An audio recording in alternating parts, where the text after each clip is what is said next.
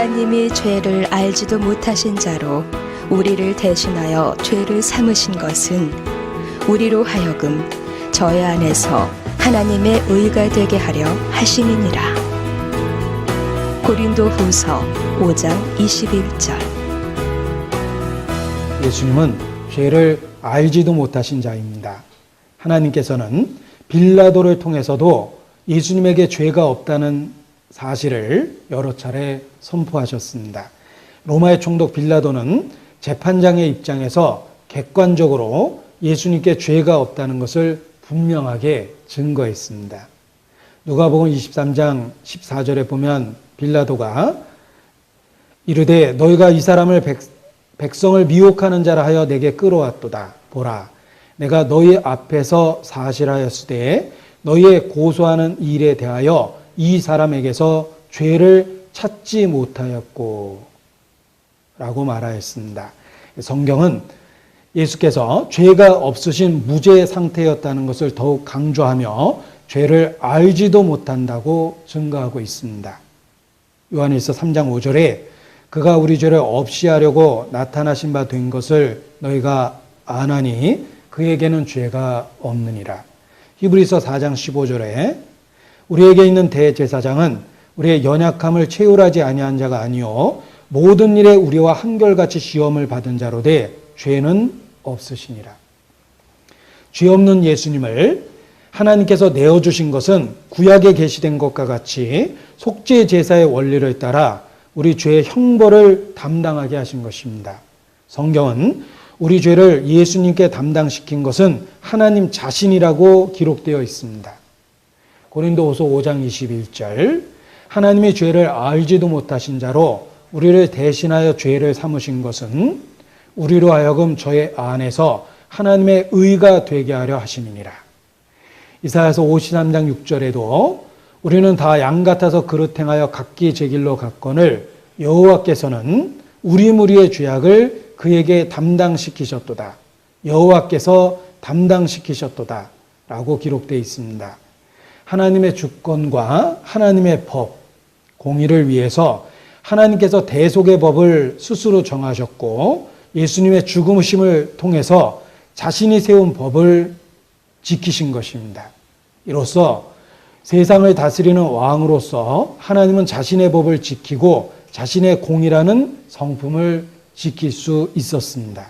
그리고 중요한 것은 공의를 충족시키면서 죄인이었던 우리를 구원하실 수 있는 합법적인 근거를 갖게 된 것입니다. 그러한 대속의 사실을 받아들이는 우리를 합법적으로 의롭다고 법적인 무죄 선언을 하실 수 있게 된 것입니다. 고린도서 5장 21절 하나님이 죄를 알지도 못하신 자로 우리를 대신하여 죄를 삼으신 것은 우리로 하여금 저희 안에서 하나님의 의가 되게 하려 하심이니라. 성경은 예수님의 십자가의 사건이 힘이 없어서 당하신 일도 아니요 우연한 사건적인 일도 아니라고 증거합니다. 십자가 사건은 모든 것을 미리 아시는 하나님의 지혜가 오랫동안 계획하신 그 구원의 계획을 따라서 이루어진 하나님 자신의 역사입니다. 하나님 자신도 의롭고 동시에 예수님을 믿는 우리도 정당하게 합법적으로 의롭다신 하나님 자신의 역사라고 말할 수 있습니다.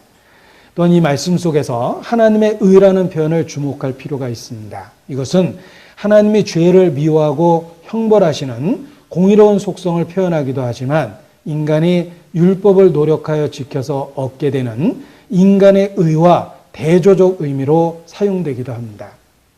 로마서 10장 2절로 4절에 기록된 말씀입니다.